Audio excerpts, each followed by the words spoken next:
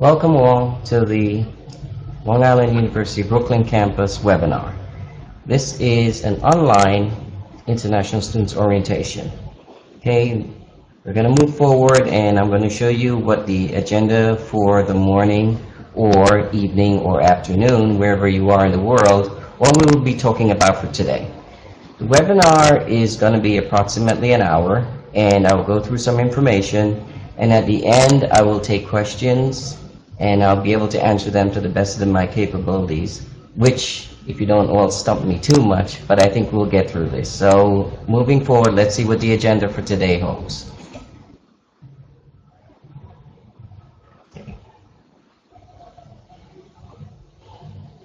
Okay. First is going to be an introduction, which I will move on to. Then there's a registration policy, bill clearance, immunization procedures, insurance policy, on-campus employment. I'm sure that's a big topic for a lot of students. Graduate assistantship, another big topic here. Social Security numbers, travel permits, and at the end we'll do questions and answers. But please feel free if you want to submit a question while we're going through the talk. If it's not too far ahead, chances are I'll be able to answer it and move on. Okay. Officially, I am Steve Chin. I'm the person that you'll be talking to a lot when you get on campus. I'm the Director of International Students. As you can see here, what my hours are, I'm here Monday through Friday, 9 to 5. Tuesdays and Wednesdays, I'm generally here till 6:30. I recently moved to the admissions office, so now for many of students, it's a little unusual, but my office is now located within another office, but rest assured that we will be able to accommodate you and help you with all your needs. My telephone number, which is actually my direct line, so you'll talk to me directly, is 718-488-1389. My fax number is 718-780-6110. And for those of you that don't have it, my email contact. My email is steve.chin@liu.edu. I get a lot of emails, as you know, but I will respond to all emails that I get, and I look forward to all your emails. As of now, I've been getting emails this morning from students from all over the world registering for orientation, the full orientation on January 16th, which is great. Okay, moving on, we're talking about registration policy. If you are a undergraduate student, let me step back on that first a minute. Sorry about that.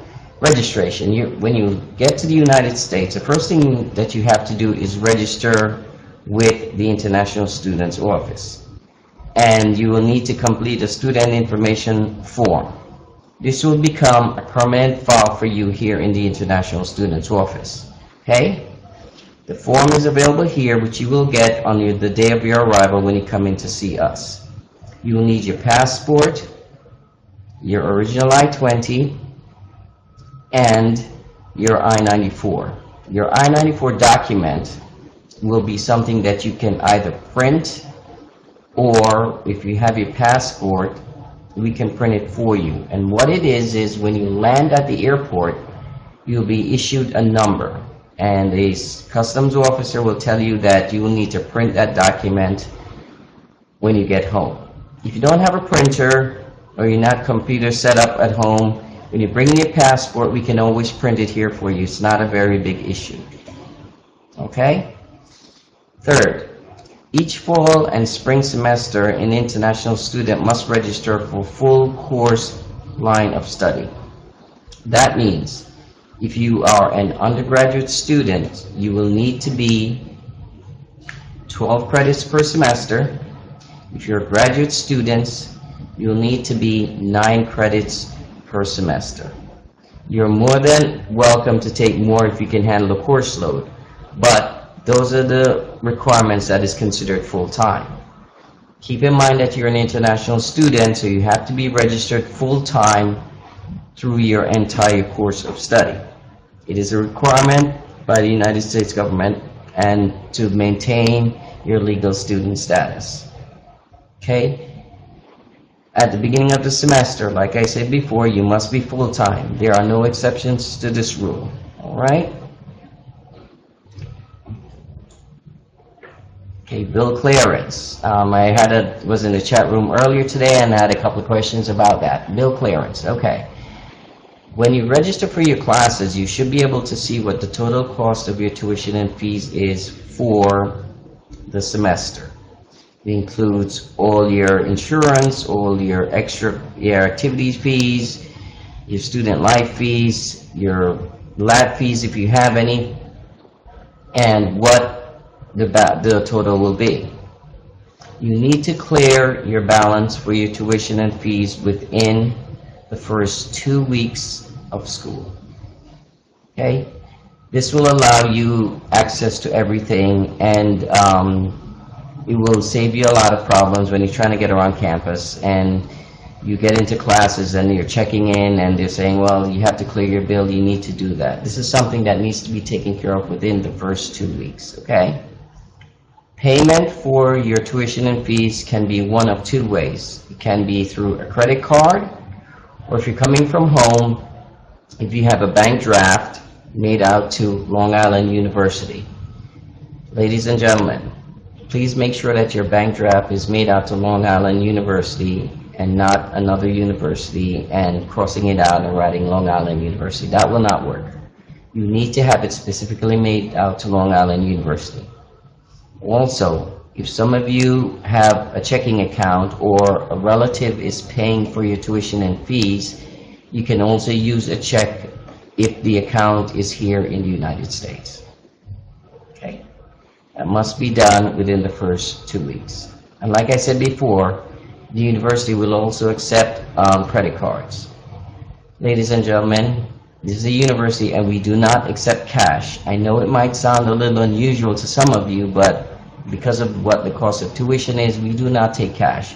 So make sure you have either a check, credit card, or bank draft while you're doing this, okay? Now, immunization dates, okay?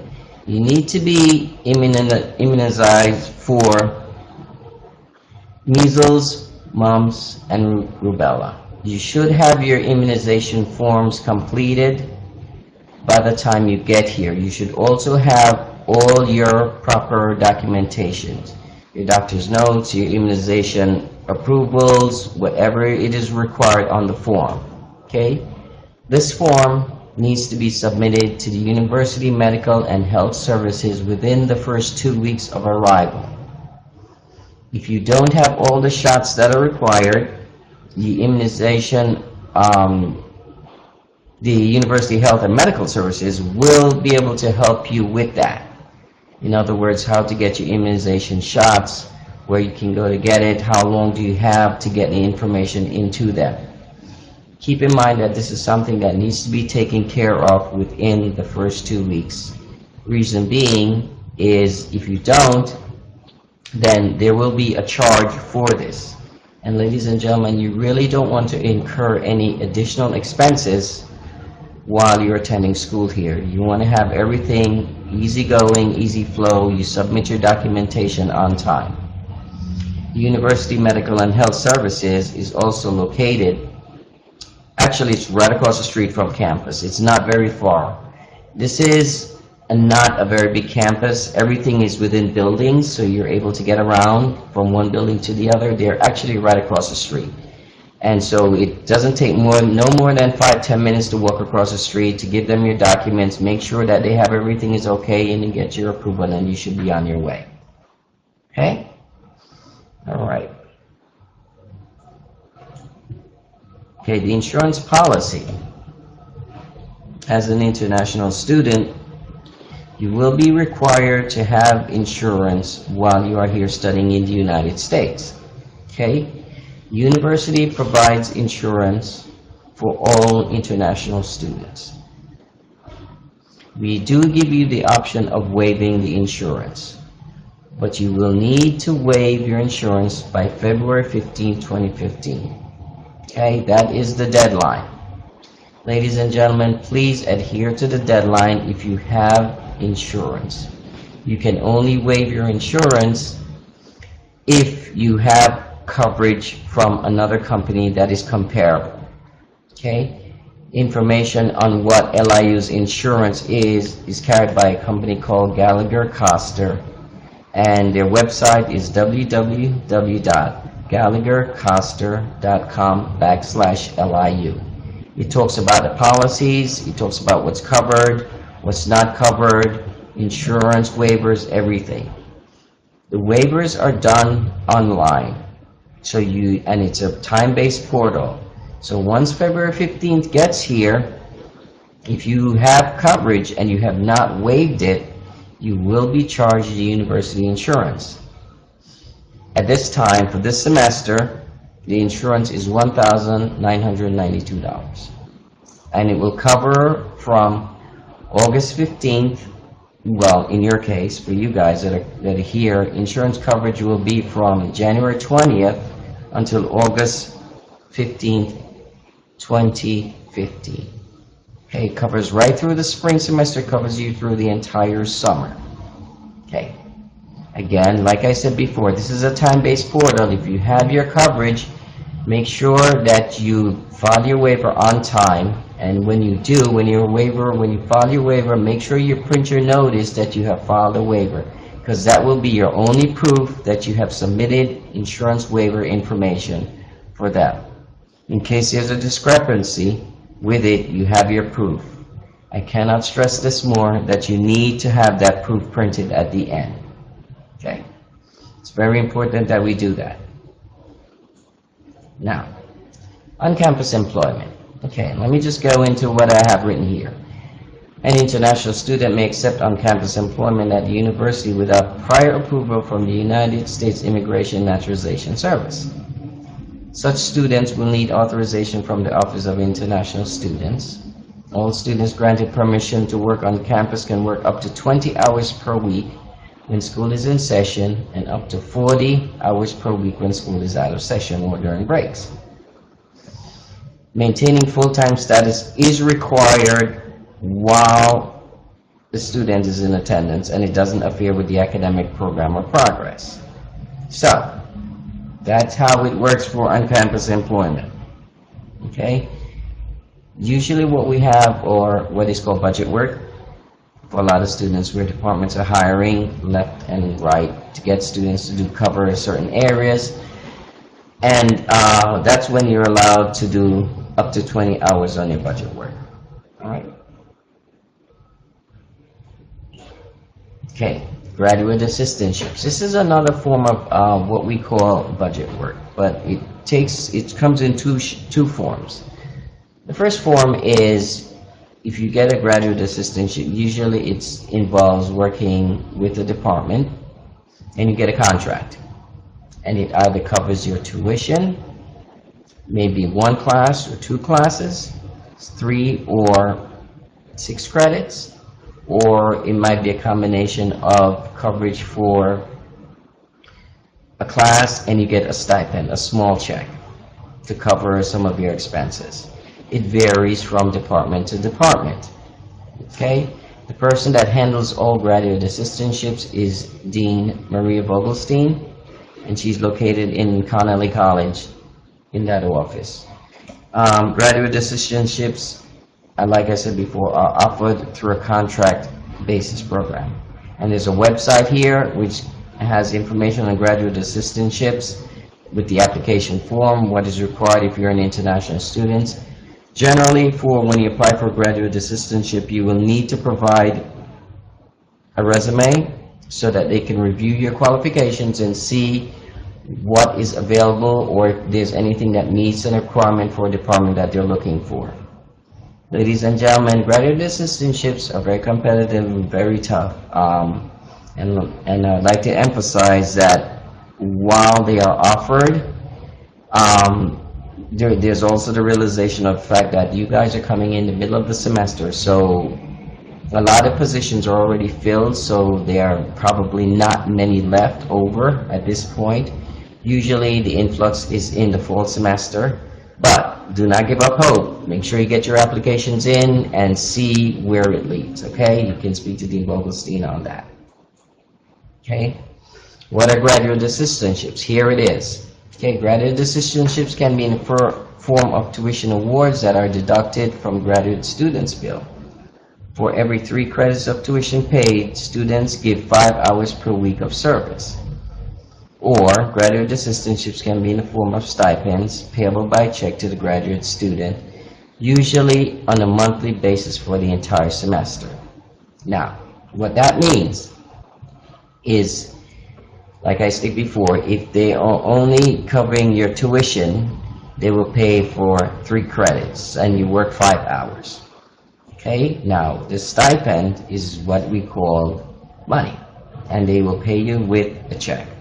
Okay, as it states there, it's done on a monthly basis. You will get a stipend. If you are eligible for the stipend, you'll get one the end of the month. Usually around the 30th or the 31st, you will get a stipend. Yeah. Okay, Social Security. Okay. Social Security is usually given, and let me read what we have here. The office will give this letter upon request to any student with the proper legal status who has secured employment on campus. So it can be in the form of the budget work, or it can be in the form of a graduate assistantship. However, if you're doing the graduate assistantship, you must be getting the stipend, you must be getting the check. Okay? As part of the compensation for work in order to receive this letter, students receive tuition remission credits only. Students receiving tuition remission credits only are not eligible for this letter. In other words, if you have a graduate assistantship that is paying only, and let me stress this, only for the credits. So you get a graduate assistantship and you're covering 3 credits, you work 5 hours, but you're not getting a stipend. In that case, you are not eligible to apply for a Social Security number. However, if you're getting a stipend or getting a check in addition to the hours that you're working, then you do get your letter to apply for Social Security. The Social Security office is not very far from the International Students Office. There is one probably about 10 minutes from here. But I always recommend that a student goes to a Social Security office which is located near their home. And there's a website that will help you locate the Social Security office that's closest to your home.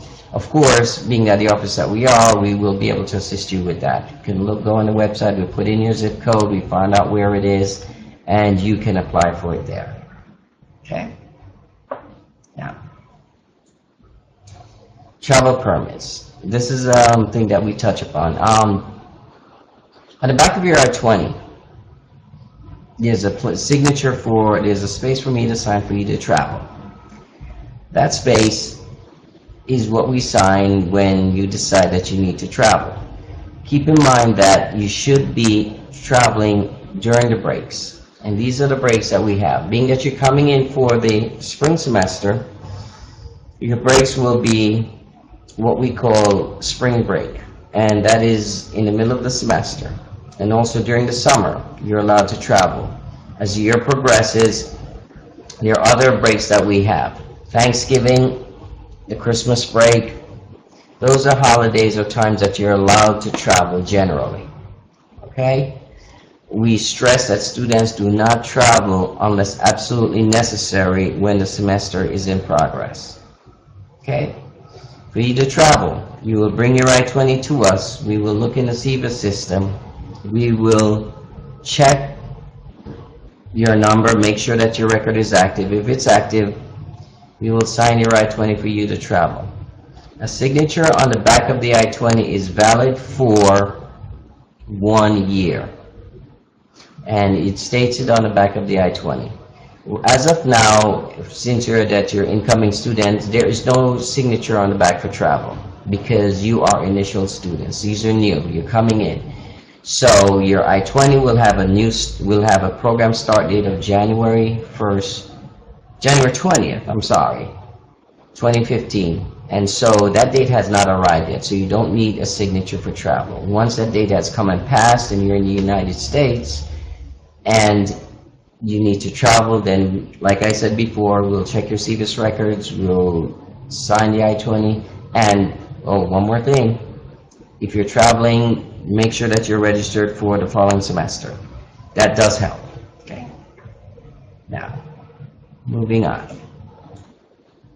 Questions and answers. This is my favorite part. So now this is where you guys get to ask me questions about what we have talked about here in the quick orientation seminar here.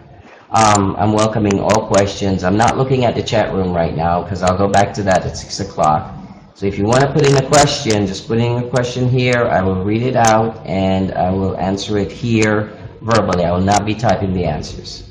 Okay? So I await your questions.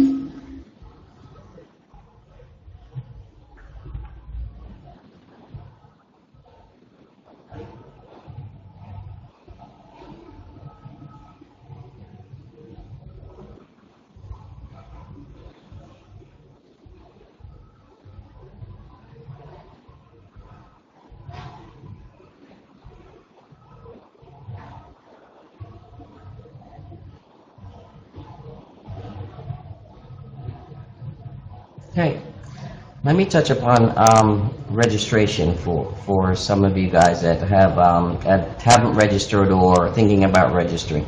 You should be able to register for your classes through your MyLIU account.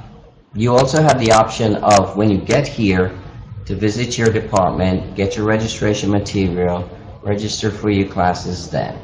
Keep in mind that if you're a graduate student, you will need to do 9 credits. If you're an undergraduate student, you will be 12 credits, okay? Registration is very important because that's how you're going to keep your full-time status and maintain your legal student status while you are here. Okay, you should make sure that at all costs that you remain full-time during your attendance. Okay. Departments are located all over. For students that are in the pharmacy, there's a specific pharmacy section, pharmacy building.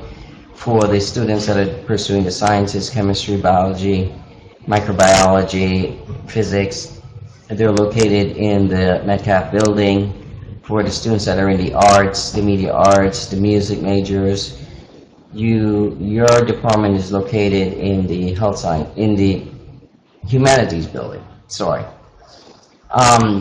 Like I said, the campus is not very big, but you're able to get around. It's a good size. You will see that there is a lot going on with that. Departments welcome new students to help them register. Each department generally has an academic advisor, somebody there that should be able to help them with the registration. Okay. Let me just bounce around here. We're going to go back to and talk about the insurance policy. Like I said before, your insurance need to have coverage while you're here studying. You can have insurance from overseas, from your home country, or from an outside carrier. You do not need to take the LIU insurance. However, you must have the coverage that's comparable to LIU. And you must have, let me go back to the insurance slide here. Your insurance must be waived by February 15, 2015. Okay? This is web-based portal, like I said earlier.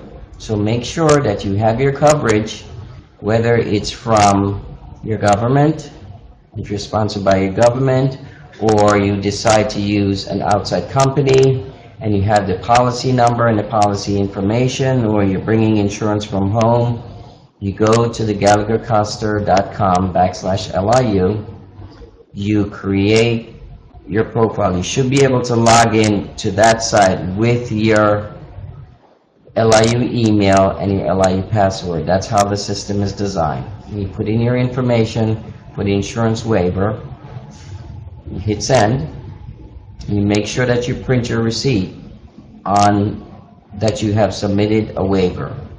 Okay? This needs to be done before February 15th. Ladies and gentlemen, this will be your responsibility.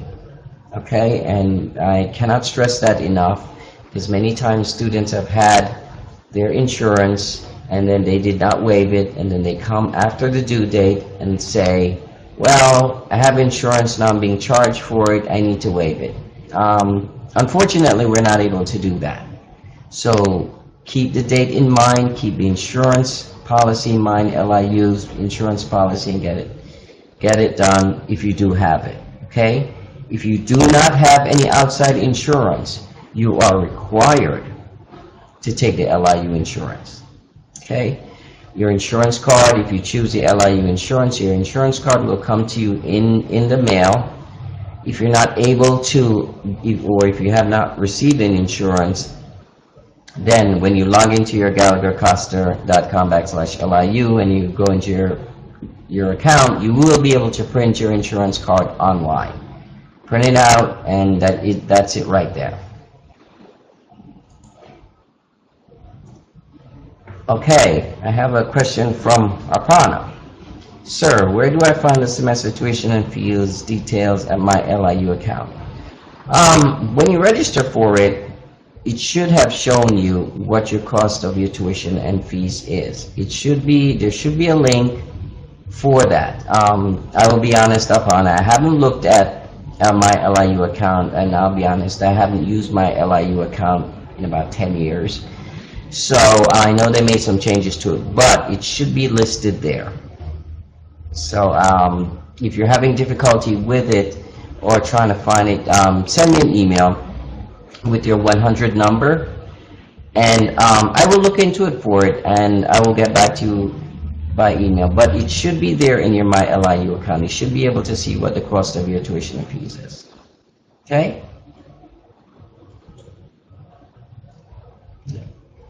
Now, touching on that thing, which our partner is about, where you see her tuition fees, we're going to talk about declaring of your tuition and fees. Like I said, you have 2 weeks from the start of school. We start school January 20th. Okay, for the regular graduate and undergraduate, that's when we start school. So you need to have your tuition and fees cleared by then. And when I say cleared by then, what I mean is there needs to be a payment made towards your tuition and fees. It can be paid in full, or you can pay it in an installment.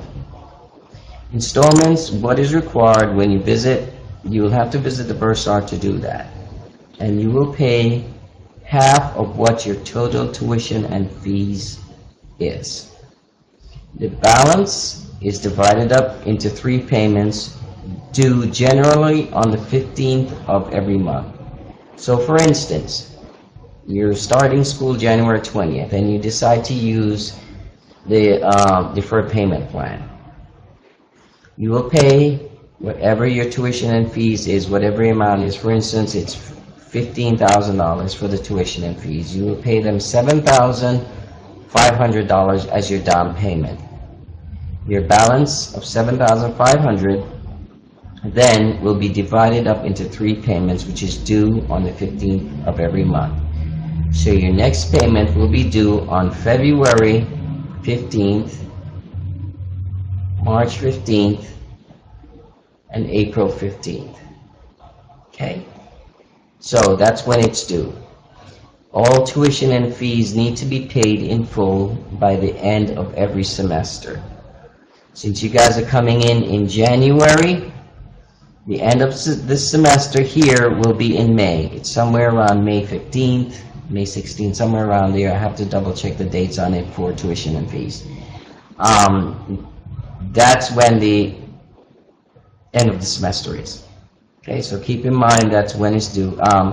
The payment plan is very convenient for a lot of you when it comes in, because you're trying to juggle your finances and control your spending. And it's a good thing to have. And we do offer it to our international students because we understand what it takes and how it is for you to adjust. And it's just one of the services that we offered. So if you can use it, I encourage you to take advantage of it. However, stick to the schedule of what is required. Okay. All right.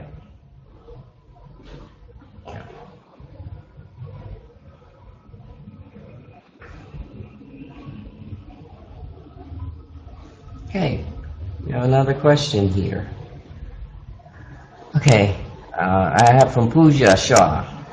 I am not yet to apply for on-campus housing. Will I be able to get an accommodation if I apply now?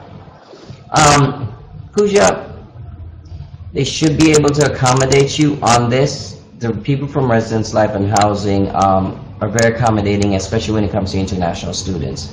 The only thing that I encourage is for you to probably go to the LIU website, and as you know, www.liu.edu/Brooklyn, you're going to click on Campus Life. When you get to Campus Life, you're going to scroll down to Residence Life and Housing, and you'll see it, and there is a housing application there. You're going to click on your housing application. You're going to complete everything. Get it to them as soon as you can. Either fax it or scan and email it. Have your tuition, have your room deposit paid also. Right now it is 5:30 a.m. So I don't think the office is open. But you can still get your stuff into them as soon as possible. They open at 9, but you should be able to get at least a response from them if you submit your application and you have a tuition deposit paid. Just get it into them as soon as possible. Okay? I do not recommend that you don't complete an application and then show up on campus and say, I need a room. It's not something that I recommend because space is very limited, but if you have an application in, it will certainly acknowledge it and communicate that to you and be in contact with you in terms of handling all the tuition deposit, your space, your room, if you're going to share, if you're going to have a private apartment, you need to get all that information into them and they will give you an answer back. Okay? Here's another question from Arpana.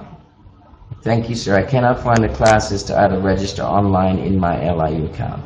I find that kind of strange because there should be a link for you to do that.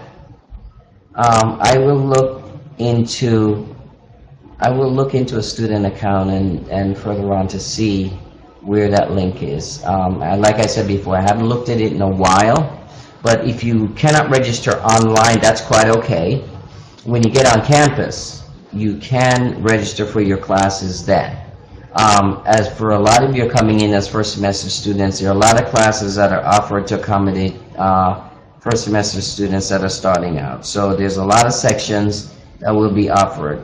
So keep in mind that you will be able to get your class even if you're not able to do it online before you get here, but you can do it when you get here. Okay, so it's not a problem. Okay. All right.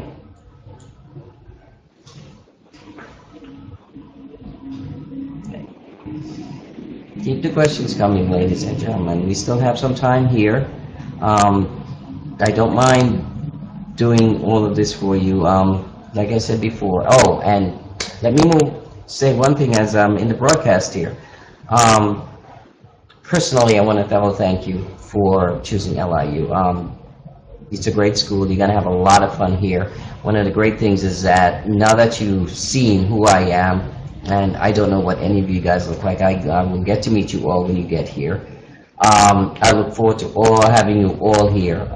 My office is open, and you know my hours, and I'll go back to that right here. Oops. Here we go. My hours, as like I said before, I'm located in the admissions office. And Monday through Friday, I'm here 9 to 5. Tuesdays and Wednesdays, I'm here until 6:30 or 6 o'clock, 6:30, generally 6:30. I see everyone. So you guys can always come to the front desk, ask if I'm available, or you have a question. I'm more than happy to come out and talk to you, or bring you into my space and have conversations with you and talk to you, let you know how you're doing, let you know, I want to know what your concerns are and see if I'm able to help you, or at least point you in the direction that you will be able to get some kind of resolution to your inquiries, or any kind of help that you may need. Okay, of course, you have my email, steve.chin@liu.edu, and you guys can email me anytime up until even when you get here. It's an open email, and of course I respond to all. Sometimes I take a little longer than normal, and reason being is, especially at the beginning of semester, I'll be handling a lot, but I will respond to it, and I will give you an answer. Okay? All right. And of course, there's my telephone number. If you prefer to talk to me, my number is 718-488-1389. This is my direct line, so this bypasses everyone. This puts you right on my desk. Okay, so that is a plus. All right.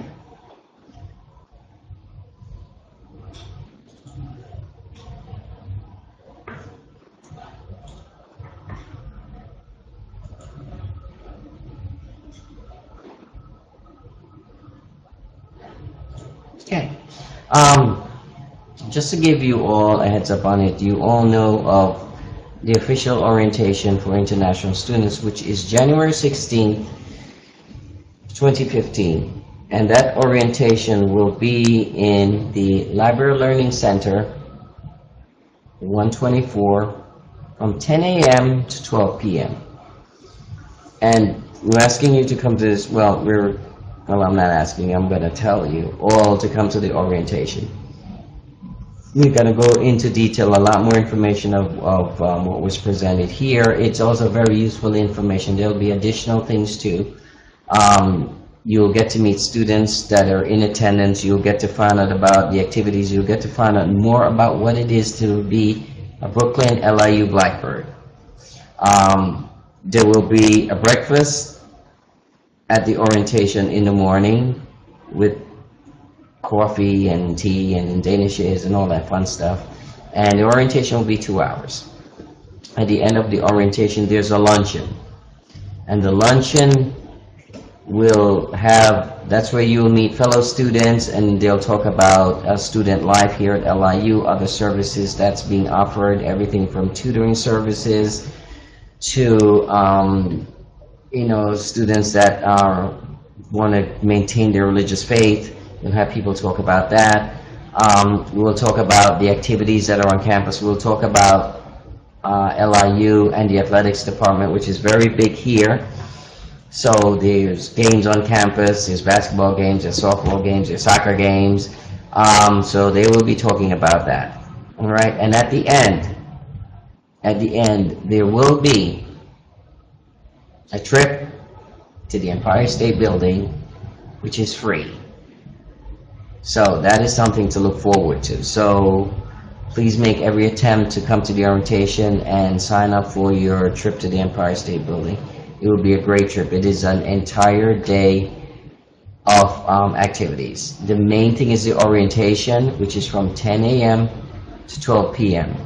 When you come to LIU Brooklyn, there will be people at the gate to escort you to where the room that the orientation will be held, so you won't have to figure out where you need to go.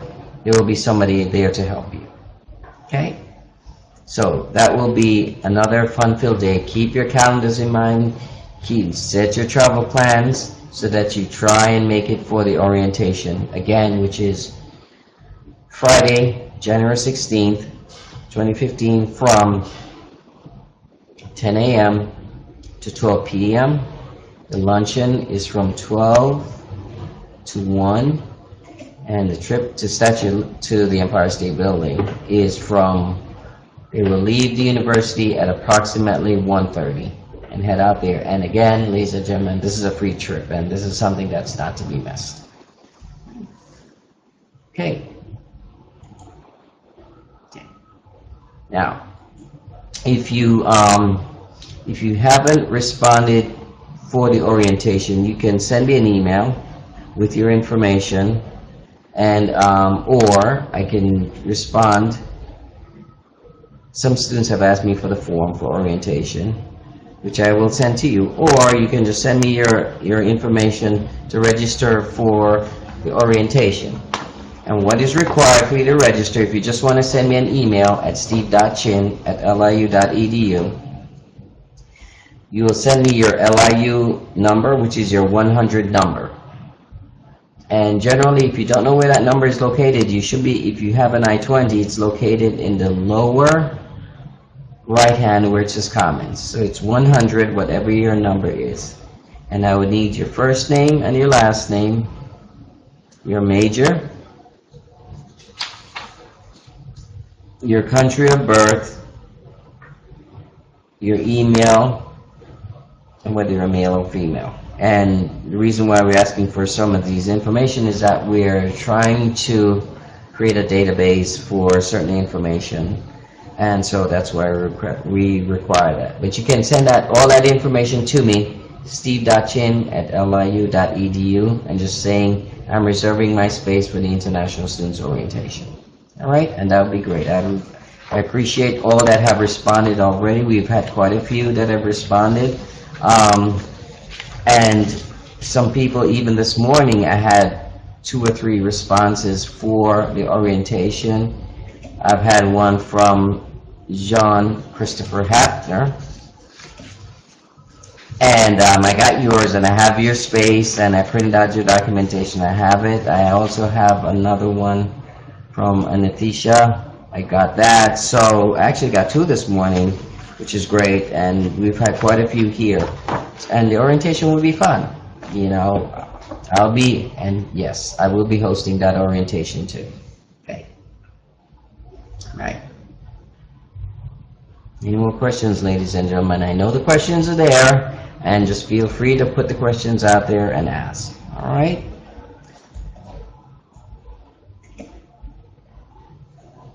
Okay. We have a question for about student identification. Where can I get my student ID? Okay, you will be able to get your student ID once you get on campus. The office is located in the M building, the Metcalf building on the 4th floor, where you will get your ID. Once you register for your classes, you will be able to get your student ID. Ladies and gentlemen, when you get your student ID, it's important that you have this with you all the time, because for security purposes, when you get on campus, when you come in the morning, you'll need to swipe it to continue moving on. To get into certain buildings, you need to swipe your ID card. And in general, if a security guard asks you for your ID, you have to show it. It is your identification on campus, and it's something that you keep close to you. All right? However, and like I tell some students, try not to lose your ID cards, because I've had students lose them the first day, and then there's an additional charge for that. So you're going to keep your IDs in a safe place, and you only show it when you get on campus to swipe to get in, and if you're going to use it in the cafeteria or something like that, then you do that, and you keep your IDs with you. Your ID will have your picture and a lot of information on it, so it's important that you keep it in a safe place, but only show it when requested and to swipe to get on campus. All right. Okay, I'm going to talk about one of the things that we have here, and it is the athletic building.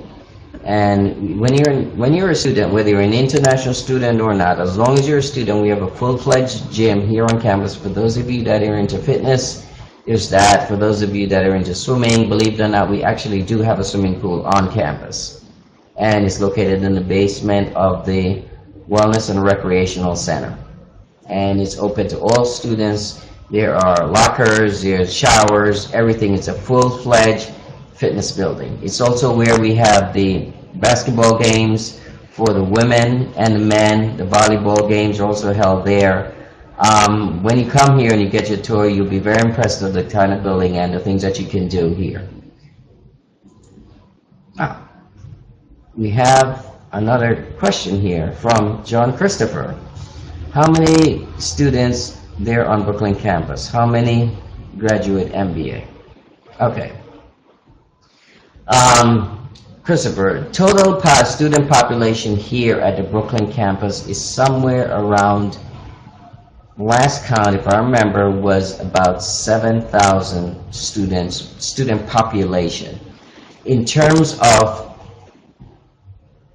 international students like yourself that are F1s or J1s, active on campus, we have approximately 437 was my last count. That doesn't include the new students that are coming in. That's what we have in terms of the international students population. How many graduates, how many graduate MBAs? Graduate MBAs in students and student visas, probably somewhere around 10 to 15 students that we have. Our biggest population here, a lot of our students are very big in the sciences, which is the pharmacy school, pharmacy, PharmD program, students who want to be pharmacists. Then you have graduate students that are branching out into different areas of pharmacy. There's pharmacology and toxicology, cosmetic science. Those are the big areas, and that's where we have a lot of the graduate students that go into it. But the MBA program, there are about 10 to 15. The program, you will meet those students while you're there, and this faculty and staff up there are wonderful. You will enjoy going through your program there. I know you had sent me a question earlier asking about your credits and everything. Once you get the transcripts to us, we will be able to best answer that question for you. Okay? All right. So, any more questions, ladies and gentlemen? One thing that you might want to experience, and I'm going to touch upon this. For those of you that have never been in the Northeast or up north, and you're coming from a warm climate where it's always warm, New York City, the time that you're coming is very cold. You're coming in the middle of the winter. So please be prepared. You will need proper clothing, which involves sweaters, scarves, gloves, insulated jackets, thick insulated jackets, not the thin ones, the thick ones, because it will be cold. And we're going to add, when you get here, if you've never experienced cold weather, this will be a new experience. And for those that live in the tropical climates, imagine, the best way to put it is, imagine living in your freezer. It's very cold. It's very cold, but once you dress properly, you will be fine, and that is the key, is to dress in layers. So you're going to have your shirts, your sweaters, your scarves, your gloves, and of course your insulated jackets, for some of you, maybe long johns to keep your legs warm, because it's very cold. So be prepared. And of course, before you come here, you guys are very computer savvy. Google New York winters or what to wear for winter, and all that information is right there. Make sure you bring that with you.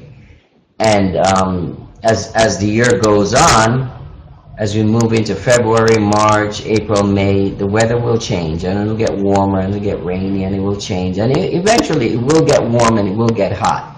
But when you get here, it's going to be very cold. So be prepared for that. Okay, make sure you have the proper clothing and everything, because if you don't, chances are you could get sick. All right? Proper clothing is highly, highly, highly recommended. Okay? Okay.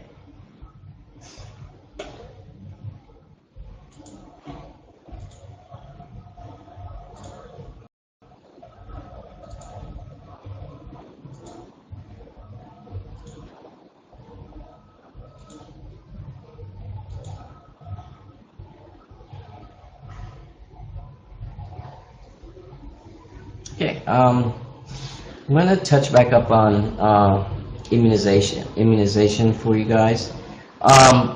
make sure that you have your immunization documents with you when you bring them in. Like I said, all your doctor's notes certifying that you've had your shots for measles, mumps, and rubella. If you don't have all the shots and you get here, when you go and see University Medical and Health Services, they should be able to assist you in terms of handling your immunization forms, what you need to do in case you don't have those shots. If you don't have all of them, or if you only have some of them, they will be best able to direct you on that. There are places that offer it, that you can get your immunization shots. You can take it into them. They have and get your notice to them, because like I said before, if you don't have all your documentation in for that, you will be fined for it if you don't have it within the prescribed amount of time for you to get it to the University Medical and Health Services. So get all those documents in before the deadline. Okay, if you have any questions about that when you get on campus, please feel free to ask me. I'm more than happy to help you with that, where to direct you or to take your documents and send them over for you, whatever's convenient for you or whatever you need help with. I will be here to help you. Okay? Okay. Now, let's talk about arrivals. Okay? A lot of you probably have booked your airline tickets, or about to book your airline tickets to come to the United States. There are two major airports in the New York area. There's John F. Kennedy Airport, and there is Newark International Airport, which is in New Jersey. John F. Kennedy Airport is in New York. Okay, they're not very far from each other, but depending on where you are living, if you're living in New York City, or if you're going to be staying in New York, it's probably more convenient to fly into JFK.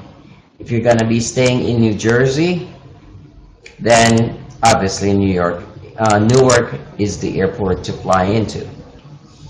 When you're traveling to the United States, make sure you have this with you: your passport with your visa stamp, your I-20.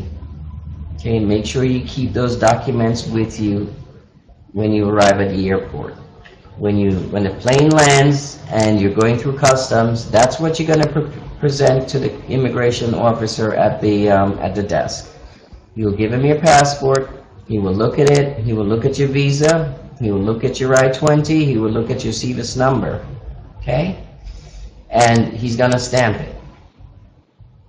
And then he'll tell you, or he'll give you a form where saying your I-94, you're going to go to I-94 retrieval to print your I-94 card. Okay? If he doesn't tell you that, that's okay. Okay? When you get to campus, we can print your I-94 form for you. Now, let's move on to something that is related to this. Once you arrive in the United States, you should visit the International Students Office within the first 10 business days of arrival. Okay? It's very important, and I'll tell you why. When you come in, they will scan your I-20. That automatically activates that record that you have used that document to enter the United States. So, you have to come into the International Students Office to register in, and I will give you a form to complete, which is going to be additional information that I have to put in your CVIS record to make the record complete and active at that point. Okay, so it's very important that once you arrive here, you visit us within the first 10 business days of getting to the United States. Okay? For those of you that arrive early, the sooner the better. Okay, you can do it before orientation time, which is January 16th, which is quite okay. You don't have to wait until the date of orientation to do that. Okay? So keep in mind, ladies and gentlemen, that as soon as you arrive, the next step is to visit the International Students Office with your travel documents. Okay, so we can create your file and one second. Create your file and update your CVIS records, which is very important. You have to do that. Okay, that is the other part of your CVIS registration. Because like I said, you're going to come in, you're going to give the immigration officer your passport, your I-20. He's going to look through everything, he's going to scan it. In other words, he's going to put your I-20 under a light, and he's going to read the barcode. And it's going to say, bring up your information, it's going to say enter it on, and it has the date. Now, your next step is to come to campus so we can finish updating your records. That's what you need to do. Okay? So, keep that in mind. Very, very important. Okay. Any more questions, ladies and gentlemen? We have 4 more minutes on the live broadcast before I go back to the chat room. All right? So I can answer all your questions here verbally, which, to be honest, is a little easier than typing. So, keep the questions coming.